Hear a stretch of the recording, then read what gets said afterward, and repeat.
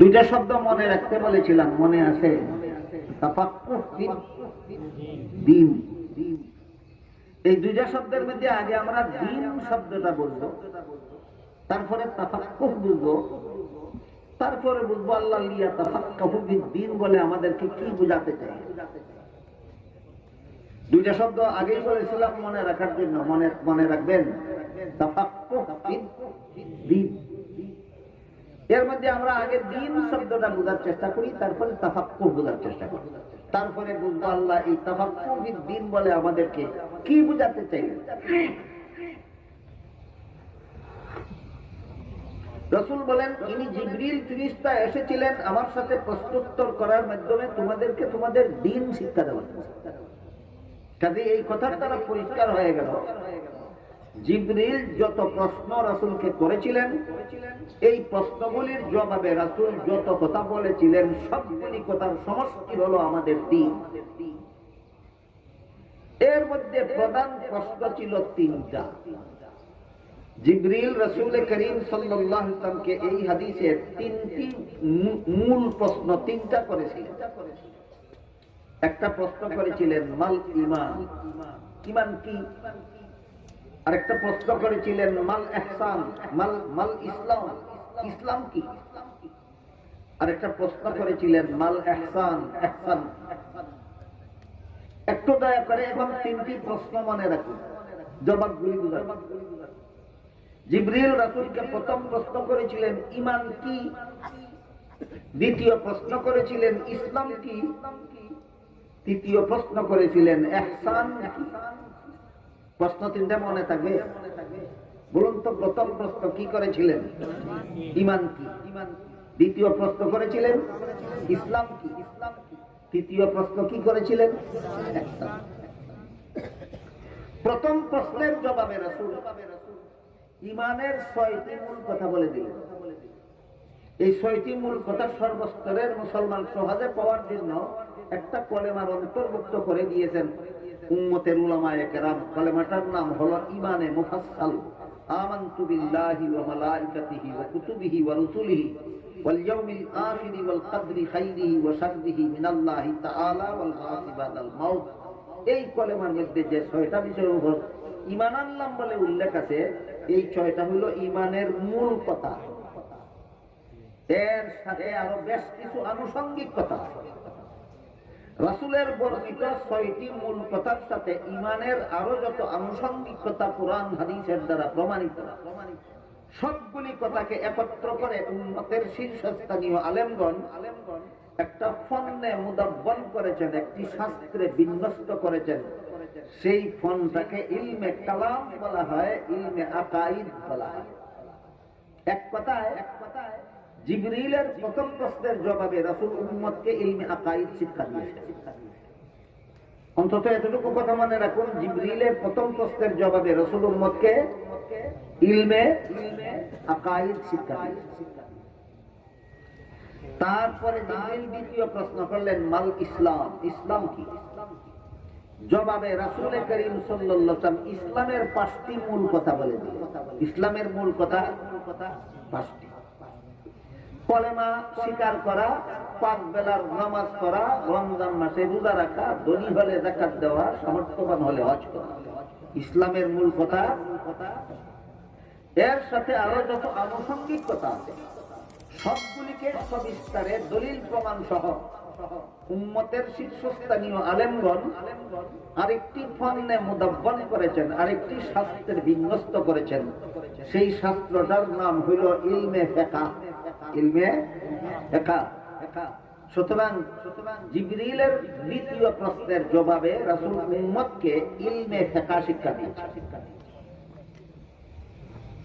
জানি না আমি আপনাদের বুঝাতে পারতেছি। জিবরিলের প্রথম প্রশ্নের জবাবে রাসূল তার উম্মতকে কোন ইলম শিক্ষা দিয়েছিলেন? ইলমে আকাইদ। জিবরিলের দ্বিতীয় প্রশ্নের জবাবে রাসূল উম্মতকে কোন ইলম শিক্ষা দিয়েছেন? ইলমে ফিকহ। তারপর তৃতীয় প্রশ্ন করেছিলেন জিবরিল ফেরেশতা মাল ইহসান, ইহসান কি? জবাবে রাসূল করিম সাল্লাল্লাহু আলাইহি ওয়াসাল্লাম বলেন আনতা আবুদাল্লাহ কাআন্নাকা তারাহু ফাইন লাম তাকুন তারাহু ফাইন্নাহু ইয়ারাক। এর মর্ম হলো ইহসানের মূল কথা দুইটা। একটা হলো আল্লাহ সদা সর্বদা তোমার সামনে আছেন, আর একটা হলো তুমি সদা সর্বদা আল্লাহর সামনে আছো। কথাগুলি কঠিন নাকি? ইহসানের মূল কথা কটা? দুইটা। একটা হলো আল্লাহ সর্বদা আমার সামনে আছেন, একটা হলো আমি সর্বদা আল্লাহর সামনে আছি। কঠিন না তো? তাহলে ইহসানের দুইটা মূল কথা মনে রাখুন। একটা হলো আল্লাহ সর্বদাই আমার সামনে আছেন, আর একটা হলো আমি সর্বদাই আল্লাহর সামনে আছি। একটা আনুষঙ্গিক প্রশ্ন আছে এখানে। আল্লাহ সর্বদা আমার সামনে থাকলে আমি জীবনে কোনোদিন দেখি না কেন? এই প্রশ্নের জবাব না জানার কারণে বর্তমান মুসলমান সমাজের অনেক লোক মুরতাদ হয়ে যাচ্ছে, শুধু একটা প্রশ্নের জবাব না জানার। এই জন্য সমস্ত মুসলমানদের এই প্রশ্নের জবাব জানা থাকা দরকার যে আল্লাহ যদি সদা সর্বদা আমার সামনে আছেন, তাহলে আমি কোনোদিনও দেখি না কেন? এই প্রশ্নের সংক্ষিপ্ত জবাব, দুনিয়ার জীবনে কোন মানুষের চোখে আল্লাহকে দেখার মতো পাওয়ার দেওয়া হয় না। আখিরাতে মুমিন বান্দাদের চোখে পাওয়ার দেওয়া হবে, সেই চোখে আখিরাতে মুমিন বান্দারা, আল্লাহর রাসূল বলেন, পূর্ণিমার চন্দ্রকে যত পরিষ্কার ভাবে দেখা যায় তার চেয়ে আরো পরিষ্কার ভাবে আল্লাহকে দেখতে পাবে। তাহলে দুনিয়ার জীবনেও আল্লাহ আমাদের সামনে আছেন, দেখি না কেন? দেখার মতো পাওয়ার নাই চোখে। আবার প্রশ্ন লাগতে পারে, আখিরাতে আল্লাহ মুমিন বান্দাদের চোখে আল্লাহকে দেখার মতো পাওয়ার দিবেন, দুনিয়াতে দিলেন না কেন? দুনিয়াতে দিচ্ছেন না এই জন্য, দুনিয়াতে যদি আমার চোখে আল্লাহকে দেখার মতো পাওয়ার দিতেন, অবশ্যই আমি আল্লাহকে দেখতে পারতাম, কিন্তু তখন আমার ঈমান কবুল হইত না। আল্লাহকে দেখে ঈমান আনলে ঈমান কবুল হয় না, আল্লাহকে না দেখে ঈমান আনলে ঈমান কবুল হয়।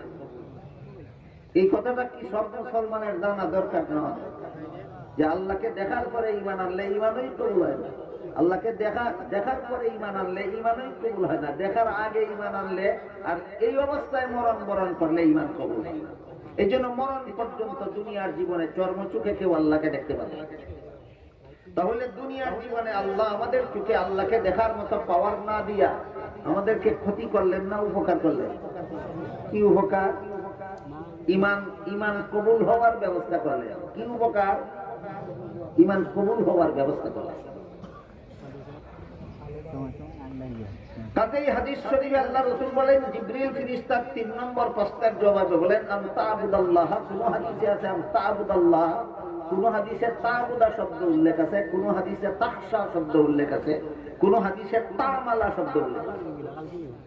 সবগুলি হাদিসের মর্ম হইল আল্লাহ সদা সর্বদা আমার সামনে আছেন। বুঝে থাকলে এবার বলুন তো, আল্লাহ কতক্ষণ আছেন আমার সামনে? দেখি না কেন?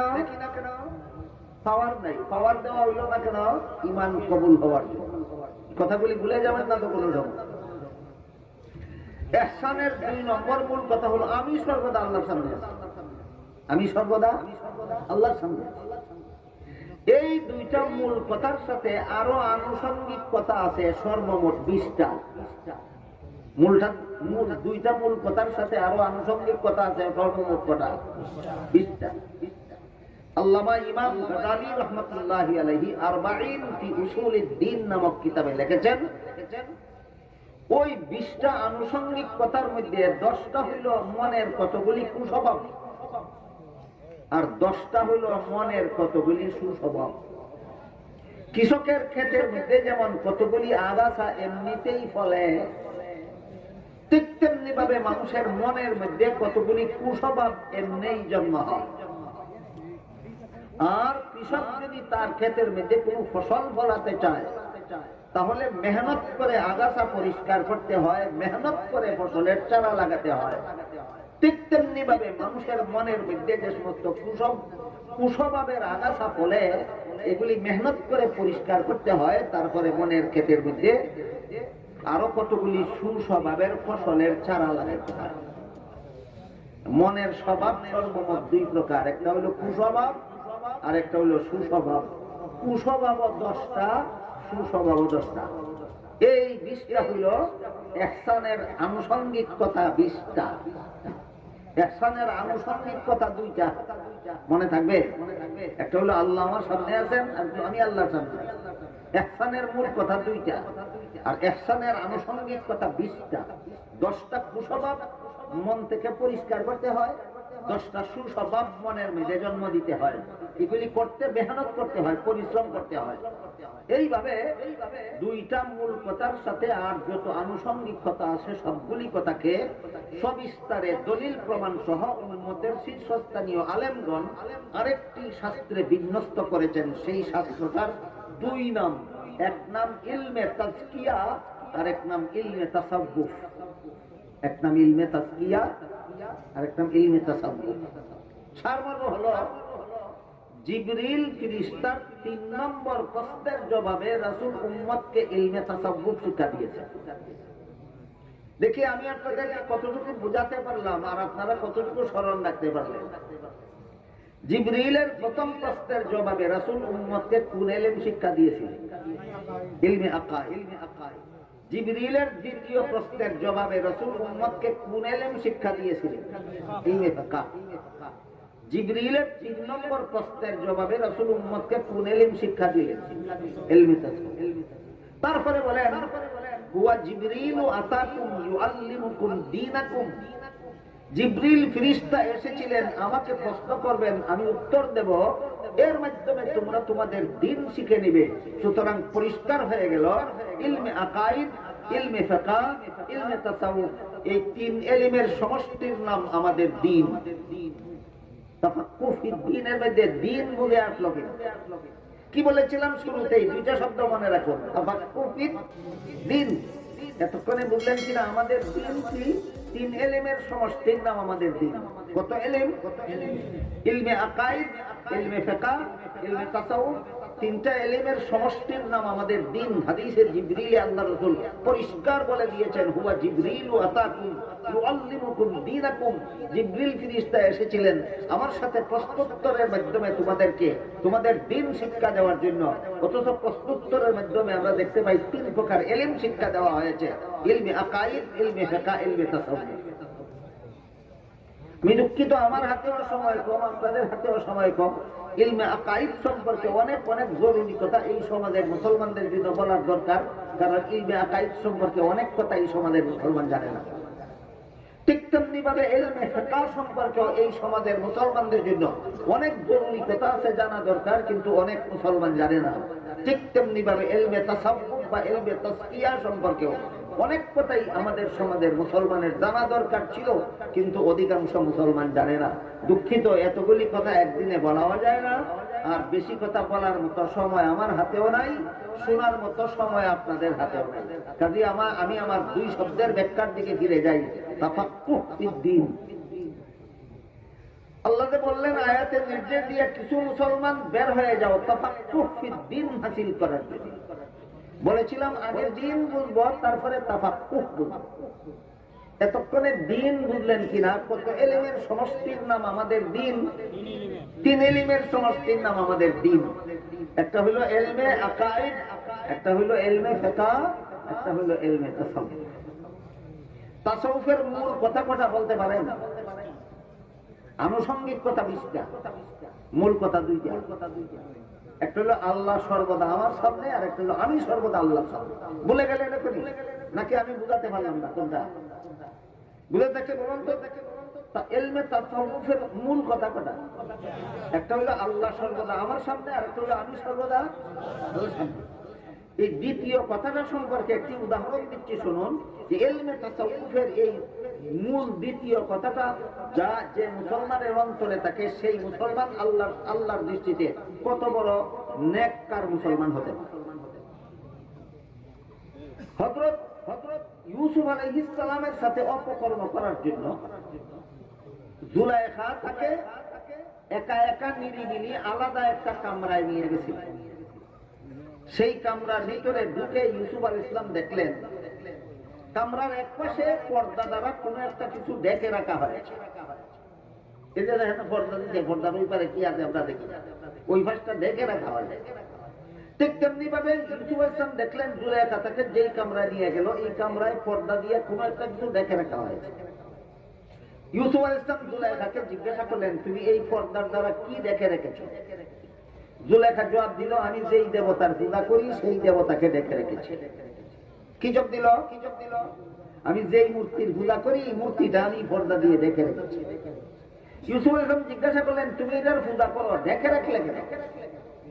জুলাইখা বলে, এখন আমি পূজা করবো না, এখন আমি তোমার সাথে জিনা করবো। কাজেই আমার পূজার দেবতার সামনে জিনা করতে আমার লজ্জা হয়। যেই দেবতার পূজা করি এই দেবতার সামনে তোমার সাথে জিনা করতে আমার লজ্জা হয়। এই জন্য জিনার মুহূর্তে পূজার দেবতাটাকে আমি পর্দা দিয়ে রেখে রেখেছি। ইউসুফ আলাইহিস সালাম জিজ্ঞাসা করলেন, তোমার দেবতা কি দেখে? জুলাইখা বলে, না, আমার দেবতা দেখে না। আপনারা কি মনে করেন, দেবতার যে সমস্ত দেবতার পূজা করা হয়, যে সমস্ত মূর্তির পূজা করা হয়, এইগুলি কি দেখে? দেখেন। যারা পূজা করে তারাও জানে দেখে না, যারা পূজা করে তারাও জানে দেখে না। আল্লাহ কোরআনের এক আয়াতে বলেন, ইন্নাকুম ওয়া মা তা'বুদুনা মিন দুনিল্লাহি হাসাবু জাহান্নাম। তোমরা যারা মূর্তির পূজা করো আর যে সমস্ত মূর্তির পূজা করো, পূজারীরাও জাহান্নামের লাকড়ি হবে, পূজনীয় দেবতাগুলিকেও জাহান্নামের লাকড়ি বানানো হবে, মূর্তিগুলি হবে জাহান্নামের লাকড়ি। অন্য আয়াতে আল্লাহ বলেন, ইন্নামাল খামরু ওয়াল মাইসিরু ওয়াল আনসাবু ওয়াল আসলাম রিজসুম মিন আমালিশ শাইতানি ফাজতানিবুহু। মদ, জুয়া, লটারি, মূর্তি, নাপাক শয়তানের কাজ। মদ খাওয়া শয়তানের কাজ, জুয়া খেলা শয়তানের কাজ, লটারি খেলা শয়তানের কাজ, মূর্তি বানানি শয়তানের কাজ। মূর্তি বানানি শয়তানের কাজ। কোন মুসলমান শয়তানের এই কাজগুলি করতে পারে না। কোন মুসলমান শয়তানের এই কাজগুলি করতে পারে না। বাংলাদেশের কোন মুসলমান শয়তানের কাজগুলি করে কিনা? তাহলে তুমি মুসলমান আর তারা এই মূর্তি বানায় যারা পূজা করে তারা অমুসলমান। তোমার মতো মুসলমানের মধ্যে আর মূর্তি পূজারী অমুসলমানের মধ্যে ব্যবধান কোথায়? জুলুম যাকে মুসলমান হইয়া মূর্তি বানাবে, মুসলমান হইয়া মূর্তিকে শ্রদ্ধা করবে, মুসলমান হইয়া মূর্তিকে সম্মান করবে, আর আল্লাহ কোরআনে হারাম বলেছেন, রাসূল হাদিসে হারাম বলেছেন, এই কথা বললে আলেমদেরকে গালিগালাজ করবে। এই হইল বর্তমান সমাজের মুসলমানের চরিত্র। হারামকে হারাম, যখন হারামকে হারাম মানে না তখনই তো আর ঈমান থাকে না। আর আলেমকে যে কোনো কারণে গালিগালাজ করলে ঈমান থাকে না। তাহলে বেঈমানের ডাবল কাজে হইল। একটা হলো হারামকে হারাম মানলো না, এক কারণে বেঈমান, আর একটা হলো হারামকে হারাম বলার কারণে আলেমকে গালিগালাজ করলো, ডাবল বেঈমান। ডাবল বেঈমান হইয়া আবার ইমানদার হওয়ার বড় গলায় ইমানদার হওয়ার দাবি। হায়া লজ্জা থাকা দরকার। আপনারা যারা 5 বেলা নামাজ পড়েন বলুন তো উযুর ফরজ কোনটা? 4টা, মুখ ধোয়া, হাত ধোয়া, মাথা মুছে করা, ফাউ ধোয়া। এক ব্যক্তি মুখ ধুইল, হাত ধুইল, মাথা মুছে করলো, ফাউ ধোয়ার আগে বায়ু ছেড়ে দিল। কি করলো বলুন? বায়ু ছেড়ে দিল। তার মুখ ধোয়ার দাম কত রইল? হাত ধোয়ার দাম কত রইল? মাথা মুছে করার দাম কত রইল? ঠিক তেমনি ভাবে এক ব্যক্তি কলেমা পড়ে, নামাজ পড়ে, তাসবিহ পড়ে, মক্কা যায়, উমরা করে, আর হারামকে হারাম বললে আলেমকে গালিগালাজ করে, হারামকে হারাম স্বীকার করে না। তোর কলেমার দাম কত? তোর নামাজের দাম কত? আর তোর মক্কা যাওয়ার দাম কত? ওই লোকে যেমন মুখ ধোয়ার পরে বায়ু ছেড়ে দিল, হাত ধোয়ার পরে বায়ু ছেড়ে দিল, ওই লোকে যেমন মাথা মোছা করার পরে পাউ ধোয়ার আগে বায়ু ছেড়ে দিল, তুইও তো নামাজ রোজা করতে করতে মরবার আগে বায়ু ছেড়ে দিলে, ওই লোকের বায়ু ছেড়ে দেওয়ার কারণে তার যেভাবে ধ্বংস, তুইও বায়ু ছেড়ে দিছ হারামকে হারাম না মানার কারণে, আর আলেমকে গালিগালাজ করার কারণে তোর ঈমান আমল ধ্বংস। আজকের মতো এর বেশি মূর্তি সম্পর্কে আলোচনার সময় আমার হাতে নেই। হযরত ইউসুফ আলাইহিস সালাম জিজ্ঞাসা করলেন, তুমি তো এই মূর্তিটার পূজা করো, ব্যাখ্যা রাখার দরকার কি? জুলেখা কয় এই আমি এখন তোমার সাথে জিনা করব, মূর্তিটার সামনে জিনা করতে আমার লজ্জা হয়। ইউসুফ বললেন তোমার মূর্তি কি দেখে? জুলেখা বলে দেখেন। ইউসুফ বলেন না দেখলে, যেহেতু তোমার মূর্তি দেখে না, কাজে পর্দা দিয়া ডাকা না ডাকা তো সমান, না ডাকলে ডাকলে যেমন দেখবে না, না ডাকলেও তো দেখবে না। কি বলেন আপনারা? ইউসুফ কি বললেন? তোর মূর্তি যেহেতু দেখে না, এই জন্য পর্দা দিয়া ডাকলে যেমন দেখে না, পর্দা দিয়া না ডাকলেও তো দেখবে না, তাহলে ডাকার দরকারটা কি? জুলেখা জবাব দেয়, যদিও আমার খোদার মূর্তি আমারে দেখে না, কিন্তু চোখগুলি এমন ভাবে বানানো হয়েছে বোঝা যায় যেমন দেখতেছে। চোখগুলি কিভাবে বানানিছে? চোখগুলি এমন ভঙ্গিতে বানানো হয়েছে যে মনে হয় যেন দেখতেছে, দেখার ভঙ্গিতে বানানো হয়েছে, আসলে দেখে। ইউসুফ আলাইহিস সালাম বললেন তোর মূর্তির চক্ষুগুলি এমন ভঙ্গিতে বানানো হয়েছে, দেখার মতো ভঙ্গিতে, আসলে দেখে না। এরপরেও যদি এই মূর্তির সামনে তোর আমার সাথে জিনা করতে লজ্জা হয়, তাহলে আমার আল্লাহ তো আসলেই দেখে। সেই আল্লাহর সামনে তোর সাথে জিনা করতে কি আমার লজ্জা হয় না? আমি সদা সর্বদা আল্লাহর সামনে আছি, এই ইয়াকিন যখন অন্তরে মজবুত হবে, তখন মুসলমানের জিন্দগিটা এইরকম হবে যে কোনো গুনার সুযোগ আসলেই সে ভাববে আল্লাহ দেখতেছে, কোনটা যে আল্লাহর সামনে ভাবছে। ইলমে তাসকিয়ার মূল কথার একটা মূল কথা। আমি কি বিষয়টা আপনাদেরকে বোঝাতে পারলাম? যে লোকের অন্তরে এই ইয়াকিন মজবুত হয়ে গেছে যে আল্লাহ সদা সর্বদা আমাকে দেখতেছে, তার না ফরজ নামাজ কাজা করার সাহস থাকে, না ফরজ রোজা কাজা করার সাহস থাকে, না ওয়াজিব তরক করার সাহস থাকে, না সুন্নতে মুআক্কাদা তরক করার সাহস থাকে, না কোনো গুনাহ করার সাহস থাকে, না চুরি করার সাহস থাকে, না ডাকাতি করার সাহস থাকে, না জবরদখল করার সাহস থাকে, না ছিনতাই করার সাহস থাকে, না সুদ খাওয়ার সাহস থাকে, না ঘুষ খাওয়ার সাহস থাকে, না মদ খাওয়ার সাহস থাকে, না গাঁজা খাওয়ার সাহস থাকে।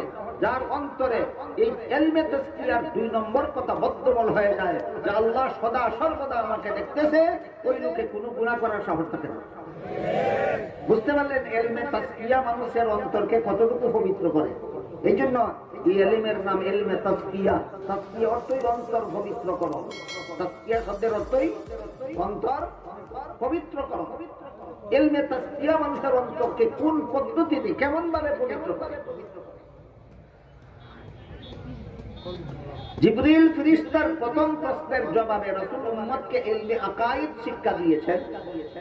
জিবরিলের দ্বিতীয় প্রশ্নের জবাবে রাসূল উম্মতকে ইলমে ফিকহ শিক্ষা দিয়েছেন। জিবরিলের তৃতীয় প্রশ্নের জবাবে রাসূল উম্মতকে ইলমে নামটা বলেন তাসকিয়া শিক্ষা দিয়েছেন।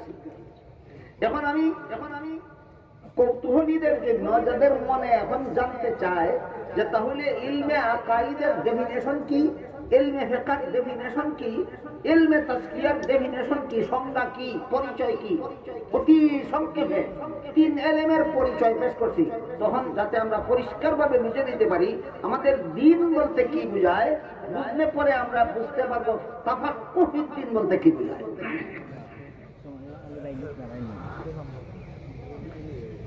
ইসলামের যে সমস্ত বিধিবিধান শুধুমাত্র অন্তরের দ্বারা বিশ্বাস করতে হয়, এইগুলি জানার নাম ইলমে আকাইদ। বুঝেন কথা? ইসলামের যে সমস্ত বিধিবিধান শুধুমাত্র অন্তরের দ্বারা বিশ্বাস করতে হয়, সেগুলি জানার নাম ইলমে আকাইদ। আর ইসলামের যে সমস্ত বিধিবিধান শরীরের বাহ্যিক অঙ্গ প্রত্যঙ্গের দ্বারা পালন করতে হয়, সেইগুলি জানার নাম ইলমে ফিকহ। হুজুর 4 ফরজ বলেছেন আপনারা, 1 ফরজ মুখ ধোয়া, এটা কি বাহ্যিক অঙ্গের দ্বারা পালন হইল না? দ্বিতীয় ফরজ হাত ধোয়া, এটা তো বাহ্যিক অঙ্গের দ্বারা পালন হইল। তৃতীয় ফরজ মাথা মুছে করা, এটাও বাহ্যিক অঙ্গের দ্বারা পালন হইল। চতুর্থ ফরজ পাও ধোয়া, এটাও তো বাহ্যিক অঙ্গের দ্বারা পালন হইল। সুতরাং ইসলামের যে সমস্ত বিধিবিধান শরীরের বাহ্যিক অঙ্গের দ্বারা পালন করতে হয়, ওইগুলি জানার নাম ইলমে ফিকহ। আপনারা কি কথা শোনার মনস্ক না অন্য মনস্ক? আমি একটু পরীক্ষা করব, বলেন তো। ইসলামের যে সমস্ত বিধিবিধান শুধুমাত্র অন্তরে বিশ্বাস করতে হয়, এগুলির নাম কি? ইলমে আকাইদ। ইসলামের যে সমস্ত বিধিবিধান শরীরের বাহ্যিক অঙ্গের দ্বারা পালন করতে হয়, সেই বিধিবিধান জানার নাম কি? ইলমে ফিকহ। আর যে সমস্ত বিধিবিধান শুধু অন্তরে বিশ্বাস করলেও চলে না, বাহ্যিক অঙ্গের দ্বারাও পালন করা যায় না, অন্তরের দ্বারাই পালন করতে হয়, পালনও করতে হয় অন্তরের দ্বারা, ওই সমস্ত বিধিবিধান জানার নাম ইলমে তাজকিয়া। যে সমস্ত বিধিবিধান অন্তরের দ্বারা শুধু বিশ্বাস করলে চলে না, আর বাহ্যিক অঙ্গের দ্বারা পালনও করা যায় না, পালনও করতে হয় অন্তরের দ্বারা, ইসলামের যে সমস্ত বিধিবিধান অন্তরের দ্বারা পালন করতে হয়, সেগুলি জানার নাম ইলমে তাজকিয়া। কাজেই ইলমে আকাইদ, ইলমে ফিকহ, ইলমে তাজকিয়া, এই তিন প্রকার ইলমের সমষ্টির নাম আমাদের দ্বীন। এবার আমরা বোঝার চেষ্টা করি আল্লাহ তাফাক্কুহিদ দ্বীন বলে কি বোঝায়। আল্লাহ বলেন ফালাউলা নাফারা মিন কুল্লি ফিরকাতিন মিনহুম তাইফাতুল লিয়াতাফাক্কাহু ফিদ দ্বীন। হে মুমিন মুসলমানেরা, তোমাদের সকলের পক্ষ থেকে কিছু মুসলমান তাফাক্কুহ ফিদ দ্বীন হাসিল করার জন্য বের হয়ে যাও। কি বুঝলাম এতক্ষণ? দিন বুঝলাম এতক্ষণ। আমাদের দিন কোন জিনিসের নাম? তিনটা ইলমের সমষ্টির নাম আমাদের দিন। ইলমে আকাইদের নাম আমাদের দিন, ইলমে ফিকহের নাম আমাদের দিন, ইলমে তাজকিয়ার নাম আমাদের দিন। এখন বোঝার চেষ্টা করি তাফাক্কুহ বিদ্দিন বলতে কি বোঝায়। আগেই বলেছি জানার নাম তাআল্লুম, আর জানার সাথে মানার নাম তাফাক্কুহ। দেখুন তো দুই শব্দের অর্থ বুঝে আসে কিনা? জানার নাম তাআল্লুম, আর জানার সাথে মানার নাম তাফাক্কুহ। তিন ইলমের সমষ্টি যদি আমাদের দিন হয়ে থাকে, তাহলে আমাদের তাফাক্কুহ বিদ্দিন কি হবে? অর্থাৎ ইলমে আকাইদের বিষয়গুলি অন্তরে বিশ্বাস করো, ইলমে ফিকহের আমলগুলি বাহ্যিক অঙ্গের দ্বারা পালন করো, ইলমে তাজকিয়ার বিষয়গুলি অন্তরের দ্বারা পালন করো। এই তিন কাজ বাস্তবে পরিণত করার নাম তাফাক্কুহ বিদ্দিন। ইলমে আকাইদের বিষয়গুলি অন্তরের দ্বারা যদি আমি বিশ্বাস করি, ইলমে ফিকহের মাসাইলগুলি আমার উপর যে সমস্ত মাসআলা মাসাইল বর্তায়, আমি যদি সেগুলি বাহ্যিক অঙ্গ প্রত্যঙ্গের দ্বারা পালন করি, আর ইলমে তাজকিয়ার যে সমস্ত বিধিবিধান আমার উপর বর্তায়, সেগুলি যদি আমি অন্তরের দ্বারা পালন করি, তাহলে তিন ইলম জানার নাম তাআল্লুম ফিদ দ্বীন, আর তিন ইলম আমল করা পালন করার নাম তাফাক্কুহ বিদ্দিন। ইলমে আকাইদের মূল কথা ছয়টা। এই ছয় কথা যদি আমি মনে প্রাণে বিশ্বাস করি, এই ছয়টার কিছু ব্যাখ্যা আছে সহিহ, কিছু ব্যাখ্যা আছে গলত। সহিহ ব্যাখ্যাগুলি নবীর সুন্নতের দ্বারা আর সাহাবায়ে কেরামের জমাতের দ্বারা প্রমাণিত।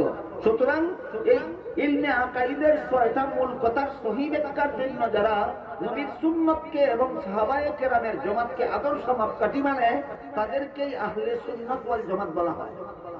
কিন্তু আমাদের সমাজে এমন কিছু লোক নিজেদেরকে আহলে সুন্নাত ওয়াল জামাত বলে নাচানাচি করে, যারা জানেই না আহলে সুন্নাত অর্থ কি, ওয়াল জামাত অর্থ কি। নাচানাচি আর লাফালাফির দ্বারা আহলে সুন্নাত ওয়াল জামাত হওয়া যায় না। ইমানে মুফাসসালের ছয় কথার সহিহ ব্যাখ্যা নবীর সুন্নাত থেকে গ্রহণ করলে আর সাহাবায়ে কেরামের জামাত থেকে গ্রহণ করলে আহলে সুন্নাত ওয়াল জামাত হওয়া যায়। এই বিষয়গুলি জানতে হবে, বিশ্বাস করতে হবে, যদি আমার তাফাক্কুহ বিদ্দিন হাসিল করতে হয়। ঠিক তেমনি ভাবে ইলমে ফিকহের উদাহরণ আগে দিয়েছি। ওযুর 4 ফরজের মুখ ধোয়ার ফরজ বাহ্যিক অঙ্গের দ্বারা পালন করতে হয়। ওযুর 4 ফরজের দ্বিতীয় ফরজ হাত ধোয়া, এই হাত নামের একটা বাহ্যিক অঙ্গের দ্বারা পালন করতে হয়। ওযুর 4 ফরজের 3 নম্বর ফরজ মাথা মাসে করা, এই মাথা একটা বাহ্যিক অঙ্গের দ্বারা পালন করতে হয়। ওযুর 4 ফরজের 4 নম্বর ফরজ পা ধোয়া, পা নামে একটা বাহ্যিক অঙ্গের দ্বারা পালন করতে হয়।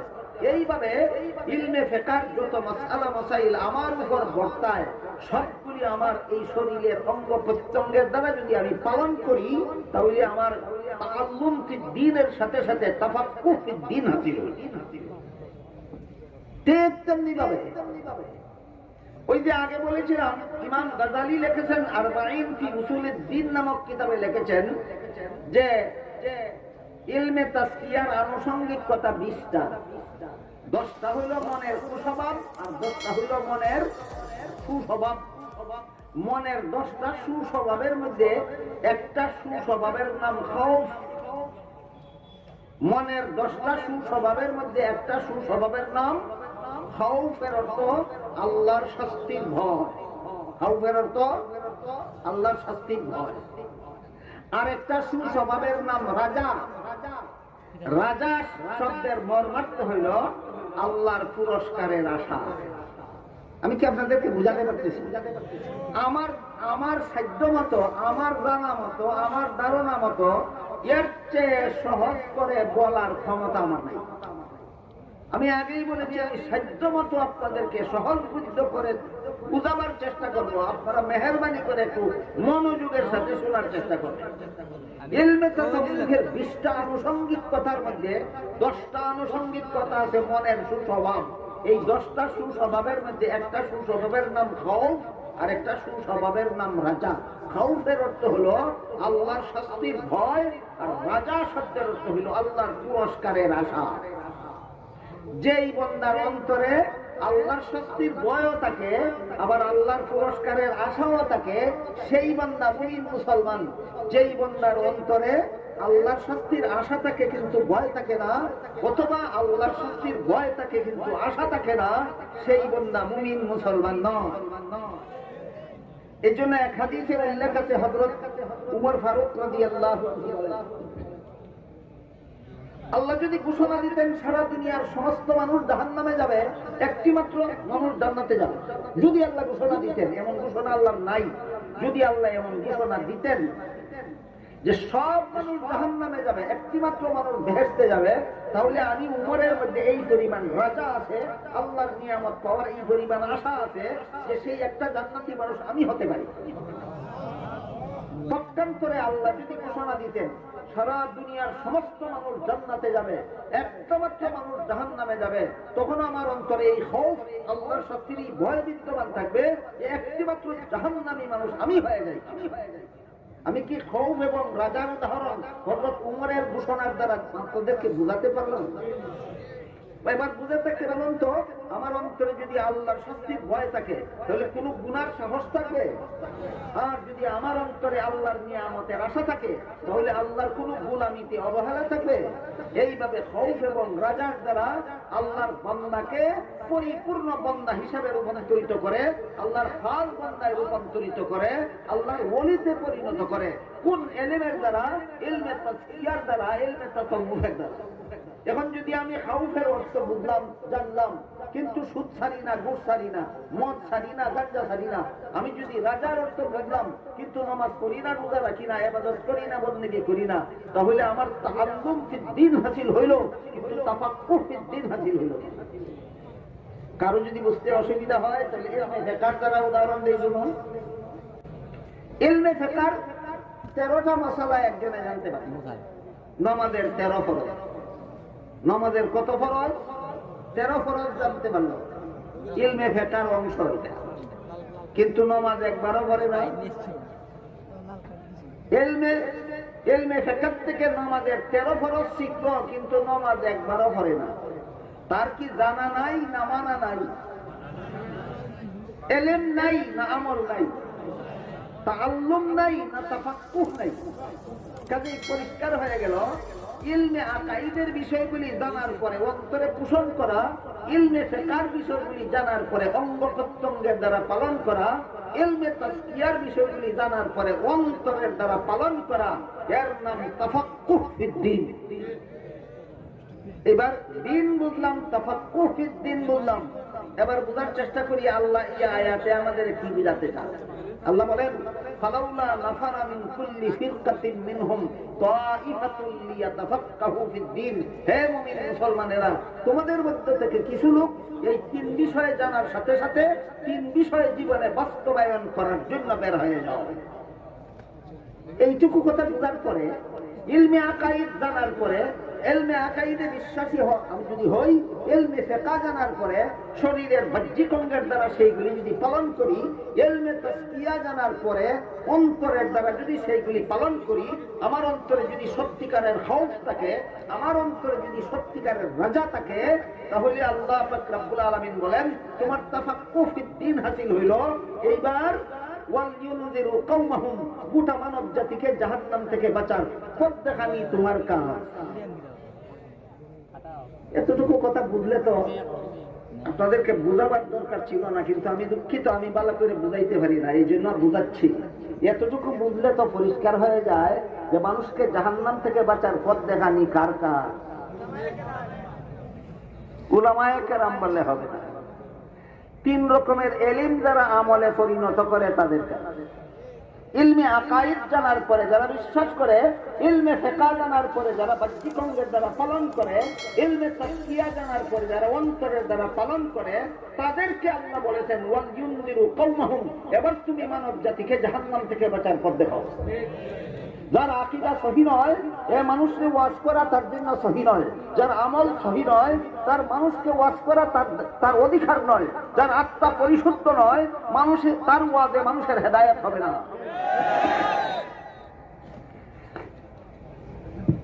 আমি একটু কঠিন আলোচনা করার কারণে এবং সময় একটু বেশি নেওয়ার কারণে আপনাদের কাছে ক্ষমা প্রার্থী। আমি এতক্ষণে আপনাদেরকে যে বিষয়টা বোঝাবার চেষ্টা করেছি সেটা হলো তাফাক্কুহ ফিদ্দীন কাকে বলে, আর এই তাফাক্কুহ ফিদ্দীন হাসিল হওয়ার পরে এই দায়িত্ব পাওয়া যায় যে এবার তোমরা গোটা জাতিকে জাহান্নাম থেকে বাঁচার পথ দেখাও। আমরা যারা মাদ্রাসায় আছি, আমাদেরকে তাফাক্কুহ ফিদ্দীন হাসিল করার তৌফিক আর পরবর্তী জীবনে আপনাদেরকে জাহান্নাম থেকে বাঁচার পথ দেখাবার তৌফিক যেন আল্লাহ আমাদের দান করেন। সবাই বলুন আমিন। সুবহান রাব্বিকা রাব্বিল ইজ্জাতি আম্মা ইয়াসিফুন ওয়া সালামুন আলাল মুরসালিন ওয়ালহামদুলিল্লাহি রাব্বিল আলামিন।